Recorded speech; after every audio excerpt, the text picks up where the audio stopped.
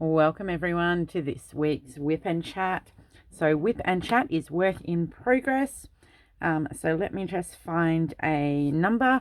We're working on this one here, which is a hanging one. It comes with a frame and a foam board. Let me just get them out. It comes with a frame, a tassel and a foam board to stick it all in. And this is from FG Normal, which I've recently unboxed. I think I unboxed this on Wednesday on my channel. So let me just find a number and we'll get stuck into, actually I wanted to do 2. Get stuck into this because I reckon 2 might take almost the whole Wip and Chat. And get going what's been happening the last week. So it's the last week of preschool before we're into school holidays. So everything was pretty normal. Except I dropped Mark off at preschool on Friday. And the teacher goes to me, "Oh, how's Mark's ankle?" I'm like, what do you mean, how's Mark's ankle? He didn't say anything to me. So apparently on Thursday afternoon, he had got stung by a bee. He got stung and he just picked the bee out himself before he told anyone. Obviously didn't hurt him much, but all the teachers freaked out a little bit. Being a bee sting, people can be allergic to them. So they did the whole ice and kept an eye on him, made sure it was an actual bee, and apparently the teacher went over and actually checked to see and found the bee. So it was a bee sting. But the really good news is he's not allergic so far. This is his first bee sting. And I'm like, oh, well, that's really good because hubby, he's not allergic to bees, but I am. My bee stings, the first one I had was on my foot and my foot swelled up. It was quite painful. I couldn't really walk on it for 2 days. The second one is a bit of a story. So I'd been out the back of work, sitting in the loading dock on my lunch break. And it was summer. I had a skirt on. And then went to the toilet on the way back into the shop. And I lifted my skirt up. I didn't pull it down because it's a public toilet and the floor's always gross. So I would generally lift. I had a long skirt, like to the floor skirt. I lifted the skirt up, and as I was doing my business on the toilet, a bee stung me on my knee. It must have got hooked in the bottom of my skirt. And it was really painful. I finished doing what I was doing and went back to the shop and got an antihistamine because I know that bee stings irritate me. And by the end of it, it was on my knee. My entire leg had swollen. By the next day, my entire leg had swollen. And you know how when they swell to the point that your skin stretches? Yeah, that was my my leg. It was really, really, really painful. So I see a bee now and I run. I run the opposite direction. If there is a bee around, I am not around because I'm not looking forward to whatever will happen during the next bee sting. Now, I know with Mark that there is a potential that he could still be allergic, and sometimes the reactions don't show up until the 2nd, 3rd, or 4th sting. So we will keep an eye on him, but it really didn't bother him. He couldn't even show me on his ankle where he'd been stung. So that was a bit of a sigh of relief. But I'm sitting there Friday. I think I got home. Yeah, I got home and I'm just like, I've got a bit to do, but I'm just going to sit down and have half an hour to myself to just diamond paint, relax, and then I'll get it stuck into all my chores for the day. So as I'm sitting there having something to eat, doing a bit of diamond painting, the preschool calls. Now, my preschool never ever calls. So when it came up on the phone that it was a preschool calling, my heart sunk. I'm like, oh no, he hasn't been there long. What's happened? And I answer the phone and it's one of the teachers, and the first thing she says, "It's okay, Mark's okay." I'm like, okay. She goes, "Look, I'm just calling to apologize, to say I'm really, really sorry. I forgot to tell you about the bee sting last night. when I picked him up. There was a fair bit happening at the preschool when I picked him up. We had a bit of a chat, but, you know, so much must run through all their teachers' minds. So anyway, he was all good. I was all good once my heart stopped racing to find out that he was actually fine and it was just the teacher ringing to apologise. I'm like, no. She goes, look, I would have made sure I told you if I had it. I didn't know that you were allergic. We went over and we checked his records to make sure that he didn't have any, you know, anything written on his paperwork to say he was allergic. So I'm like, no, it's all good. Like, I'm sure if it was worse and something had to happen, you would have just called me. So it's fine. Don't stress. The pen that I'm using today is, this one was from, let me check, Diamond Art Club. That's right. So this is one of the pens from Diamond Art Club, and just a standard white boat that came in a kit somewhere or other. The storage containers that I'm using for this one, and I use for a lot of small projects, is actually this. So you've got 4, 8, 12, 16, 20, 28, and they're connected together. These ones you can pick up on AliExpress. So many different places have them. I always, now it's a little bit dangerous, I always leave the one I'm working on open so I know which one I'm working on. And I just have these numbered 1 through to 15. And this is because I tend to use these for special projects. So if I need to put a symbol on, I do, but I just leave them labelled. I used to use these for big projects when I first started, but now I have another storage system that I use when I'm working on a bigger project. So for just these little special ones, I leave them labelled. And I like to empty all of my drills out. I'm not one to work out of baggies. Everyone's different. You can do it whichever works best for you, but I like to empty them into my containers. So anyway, that was Friday, and then I had a fair bit to do Friday because we headed up to, my hubby and I help with a youth group, and the group runs camps. We have a property in the Blue Mountains. It's a beautiful property on 5 acres of land that we have a house and a church that's almost finished. And we run winter and summer camps from the property. During summer, the kids all sleep in tents. In winter, they sleep in the house because in winter it gets very cold up there and snows.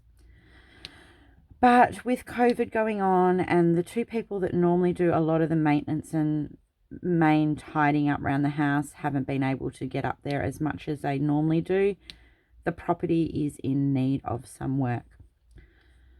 So we headed up. My father-in-law picked up Mark, and my in-laws had him for the weekend, which he loves going down there. And hubby and I headed up there Friday night. Of course, of all the weekends, this coming weekend, it's meant to be, so I'm filming this on Thursday and you'll see it on Monday. So this coming weekend is meant to be 33 degrees. But last weekend that's just passed, as we were climbing the mountain Friday night, it's about a 2-hour drive from where we live, the car temperature was getting lower and lower and lower and lower. And by the time we got to the property, it was 0 degrees. But it wasn't just 0 degrees, and we're talking Celsius. It was windy. That night, I went back outside later that night to get something. And I looked at my BOM app, my weather app, and it says that it was 0 degrees, but it felt like minus 10.8 degrees Celsius. It was cold, and we didn't have a very big fire because it had been raining the day before. And because no one actually lives at this property, they'd gone and got a little bit of firewood, but most of the firewood that we needed for the fire was actually wet. And trying to burn wet wood inside on a fire is not very good. So we were burning sticks. So it wasn't keeping us overly warm. But that's all right. We got up there at about 8:30 at night, had a few drinks with a couple of people that were there for the working bee as well. And wasn't overly late night Friday night. I think everyone was a little bit tired. But that was all right. I had a nice big sleep. Got up on a Saturday morning and the weather had not really improved. It was snowing, but not enough that there was actually snow on the ground. It was melting as it was hitting the ground, but it was snowing.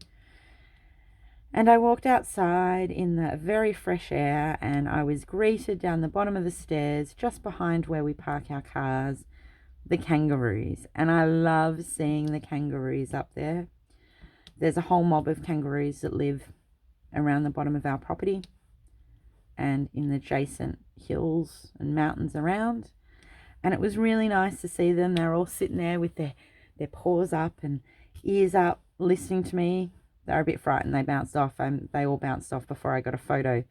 So unfortunately, I can't post a photo in this Wip and Chat because they bounced off before I got my phone out. My hands weren't working very well. It was very cold. So finally, everyone managed to get themselves up out of their nice warm beds, and we started the day. We call them the mums, but they're grandmothers now. But one of the mums that was there helping us, who normally looks after most of the maintenance around the house, her and her husband, I helped her cook up breakfast, which is always amazing. We had bacon and eggs and fried halloumi and toast and cereal and homemade jam. So, filled our bellies up for what was going to be quite a cold day outside. So we went through our to-do list, and my to-do list started off inside, which I was very grateful for. Three big rooms that needed to be tidied and dusted and vacuumed because there was people coming up there this following week that had hired the property out. So we needed to make sure all our bits and pieces that we use were nicely put away. I know that I had been dumping some stuff in one of the rooms when I'd been going up and not putting it away, naughty me, but we spent January, one of the other girls and I spent January cleaning up this room, which has all our artsy crafty stuff in. And I wasn't just going to throw them in a cupboard because I needed to find a home for them. And the previous trips I had up, I didn't have time to find a home. So I found a home for everything and got it all away and did the tidying. And then I went downstairs, and we've got a big room downstairs that's where we put on like little concerts, and just a big, basically empty room with a concrete floor. It's where all our chairs are stored. And I couldn't find a broom other than your standard indoor broom. So I managed to sweep all the concrete dust, because no matter what you do, you always keep getting concrete dust. Swept it all up with this inside broom. I did promptly go to Bunnings on the way when we got home the next day after we got home on Monday and purchase a big outdoor broom that will be much easier to sweep downstairs. And I'm going to label it with the room and do not remove, because things go walkabout up there, and I'm going to hide it somewhere in the room because I am never sweeping that room again with a little broom. It took so long and I missed so much, and it's not happening. So I cleaned up there, and then I went out to see what everyone was doing outside. So years and years and years ago, they built a retaining wall behind the property, behind the house. And the idea was to backfill this retaining wall up to the slope behind, backfill it all the way to the top and create a path or something, I don't know. But their idea of backfilling it was, obviously, a fridge had died. Now, this was like probably a 1950s fridge. It was a brand Pope. I've never heard of it before. So the idea was that they were going to cut the door off the fridge. It had been upended behind the retaining wall. So the idea was to cut the door off the fridge, make sure we fill the inside of the fridge up so it's not a void in the ground, and then start backfilling around it so that we weren't going to backfill all the way up to the retaining wall because there's no drainage, we've found out. So we didn't want to backfill. We want to leave it as a path with a gap where the retaining wall's there, so that we can create the path so it will slope and we can drain the water off. It's not building up behind the wall. So I went out there to see if they cut the door off. No, they haven't found the door yet. It was the back of the fridge, and the fridge wasn't even flat. It was on an angle. So they were cutting away, and they used up all their cutting blades. So hubby and I had to go into town to get some more cutting blades, and of course the little Mitre 10 in town, the only cutting blade that they were out of stock of was the one we needed. So we had to drive another 15 minutes along to a bigger town and go to Bunnings. But there was a heap of traffic. We had a lot of trouble getting around town. So I don't know, we were probably gone a good hour and got back, and they finally ended up cutting the back of this fridge off. And then we were left with the shell. They never ever found the door. So we think what had happened when it had originally been put there was they took the door off for safety reasons, but then tipped it so that the door was down and the back was up. So once we've worked, and we couldn't work all of this out until it was actually sort of cut up to some extent. So anyway, then we ended up digging the entire fridge out. So now we're going back up there in 2 weeks' time to do a tip run, because by the time we'd worked all this out, the tip had closed. So hubby and I are going to go and do a tip run up there. We'll go up and found a few more things that we can get rid of, and we'll do a tip run, but that's okay.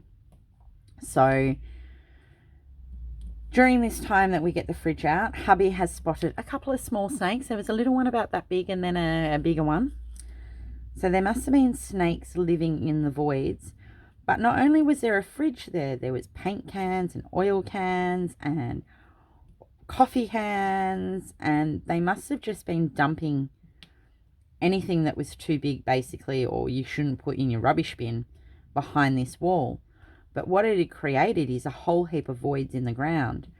There was one section where you sort of have the path that's flat, and then it goes up to a hill to the top garden bed.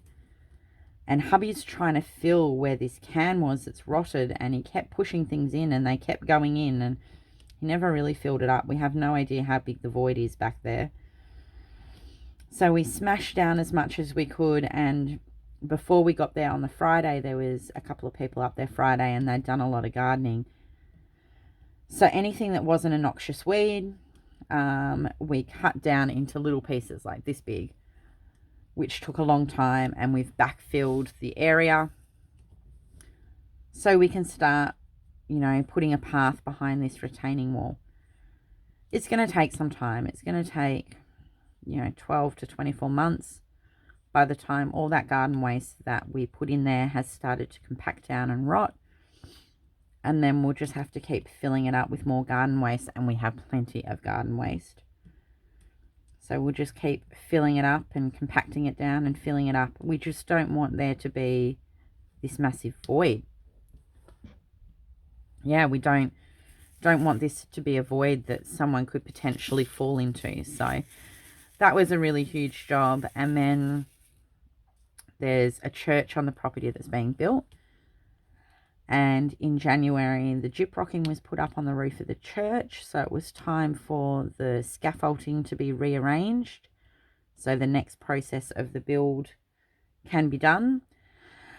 And that was a lot bigger job than I thought it would be. It took us about 4 hours, I reckon, to do it. By the time we dropped bits and took bits down, and then we only had so much scaffolding, so then we had to juggle different legs so that we could have the right height, so that we could have safety rails up. And I now know how this scaffolding goes together and how to get it apart. It was interesting. By the time we ended up doing that, we were doing it by the light on our torches because it had got dark, and we don't have power running to the church at the moment. We have set up in the past temporary power so that we were able to use the church during camp, but at the moment they're in the process of actually properly putting the power into the church. So we had no lights, but we got it done. So it was a pretty huge day. And of course, we finished the day with a great meal, which one of the mums cooked up for us. She was inside while we were all doing the scaffolding. And we, of course, had a few drinks and a bit of a laugh, and I headed off to bed at about 10:30 or something. I think hubby stayed up till about 1. And Sunday was another big day. We had to cut some more of the garden waste that we didn't get finished, cut down, move some more mulch. And hubby and one of the other guys, the dads, they were in the ensuite of one of the bedrooms, and they were grouting a bathroom. So we got lots and lots and lots of jobs done, but yeah, definitely enjoy going up there, and we've got a lot more work to do over the next couple of months. So hubby and I will do a bit more in 2 weeks. We'll take our son away. I don't want to do all working, but I want to take him away, but we will do a little bit. I'm not sure if I'll actually take the mower up. We might just do some more weeding and leave the mowing for a couple of weeks after that when we head up. And we take some of the leaders up with us, and we'll do some work for the weekend. But we had a productive day. It was very long. We didn't leave there until about 4:45 on the Sunday. We had a just over 2-hour drive to our in-laws. Had dinner with them by the time we finished dinner. Then another 45-minute drive home. So it was 9:30, 9:45 by the time we got home. So it was a big weekend. We were both very tired, but it was rewarding. I like being able to help, and this organisation wouldn't be running if it wasn't for volunteers and people giving up their time and their skills to keep it going. And it's been a tough year with COVID. We normally run a really big barbecue. It's a big fundraising event in October. When I lived in Victoria, we always tried to make it up for the October barbecue.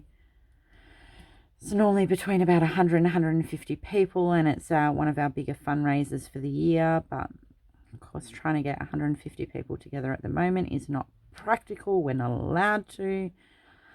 So it's been a very, very tight year for the camp and the organisation. So everyone needs to chip in a little bit and hope that we can keep it running through these times. It wouldn't just be us. You've got to think about, there's so many charity organisations out there that run charity events during the year that have not been able to run them, and they don't have income coming in, and there's still bills. There's always bills, there's always power bills and gas bills and rates bills and everything going out, but not much coming in. So hopefully next year we can ramp up our fundraising and come up with a few more ideas of things we can do to get some income coming back in. But it's quite dear to my heart. My hubby started going when he was 8, when he moved over from Russia, and he's still got friends from then that he sees, and I've sort of been drawn into it. And I love everyone in the organisation. They're just like a big happy family. And I was very honoured to be able to I was awarded a medal in January by the head of the organisation, who flew over from France as a helper. So I'm one of the first Aussies to be awarded. I don't have any Russian background, to be awarded a medal. So I was very, very honoured to, and not only was I awarded the medal, I was awarded it by the head of the organisation. So that was a bit special. So that was our week. This week's been school holidays, so it's fun. I'm glad I managed to get a few things filmed and posted up in advance, because I have not really had a chance to do filming with a 4-year-old round. Hubby says I did a film the other day with him helping me do a card, and it's just the most hilarious. No, I refilmed it, and hubby reckons I should put it up as a bloopers clip. What not to do with your 4-year-old next to you. So luckily I got a few videos for you guys to watch up already. So I'm just having to do, I'm hiding out here. I should really be cooking dinner, but I'm hiding out here and chatting with you all. I wanted to get this, a little bit more of this done. There's kids running around screaming outside. So yeah, this week's been fairly quiet. Monday, what did I do Monday? We went out, I think I had to go to the shops. Went to the shops. We had to do food shopping. Can't remember where I went Monday. Went somewhere with Mark on Monday. Tuesday, he just wanted to stay at home. It's like, Mummy, I just want to stay at home. So we did. We stayed at home all day. And just, yeah, relaxed around home. Normally I film on a Wednesday, but Wednesday ended up getting busy. Hubby ended up finishing work early and met us at the park. Then we went to buy some summer clothes for Mark because he's starting to grow out of them. Went to Kmart and they had like nothing in his size. I was really disappointed. Really disappointed. So I've still got to go out and buy him more clothes. That's okay. Well, I might do that once he goes back to school. I think I need to put some more wax in for these big ones. Actually, let me see how I go with the tweezers. So I think I might go without him. I think it'll be just a little bit easier to do because when we get to the shops, all he wants is toys. So I might go out once he goes back to school. And then today we just went round to a friend's place we haven't seen for a while. We've both been sort of keeping to ourselves and not mingling too much. So it was nice. The boys sort of got a bit overwhelmed with each other. They haven't seen each other for a while now. So they played for a bit, then there was tears, and then they played some more. So, and then we tried attempting a bike ride, and his little friend is just learning to ride his bike, and they're very similar to us. We live in a very hilly area, and he didn't quite, we worked out he was having trouble pedaling, and we've worked out because his seat is too low, he doesn't have that extension of his foot to be able to push down, and I think that's why he was really struggling. So my girlfriend's going to lift his seat, and hopefully that will make him a little bit more confident riding. So fingers crossed they'll be able to go out for a bike ride together soon, because Mark just loves his bike. He would ride it around the house if we let him, and he does. I think he's got his little balance bike inside at the moment. He's like, I need to go to the toilet. I'm going to get on my bike and ride my bike to the toilet. I'm like, no, you need to stop riding around inside. These are outside toys, not inside toys. But he just loves riding around. That or his scooter. He just has to ride around everywhere. So that's sort of been my week. We've, enjoyed being up at camp and seeing the property and being out. We lost 4 of the 5 acres to fires in January. So it's really nice to see all the bush starting to come back to life and see the trees starting to sprout new shoots and all the grasses coming back and the ferns and the wildlife coming back. The snakes near the house I'm not so keen on. I don't like snakes. That's why I was quite happy to start the day inside until they got rid of the snakes. But yeah, that's sort of been my week. I hope you have all had a really good week. I was a little bit naughty and I ordered another Diamond Art Club order. So they're all pre-sales. I think one comes in the end of September, which should almost be in, and the rest are October. So it's going to be a little bit of a wait for me to get them, but I'm excited. One of them is an Australian landscape, so I'm really excited to get that one. I can't wait. So I will definitely show you all what I get when it shows up.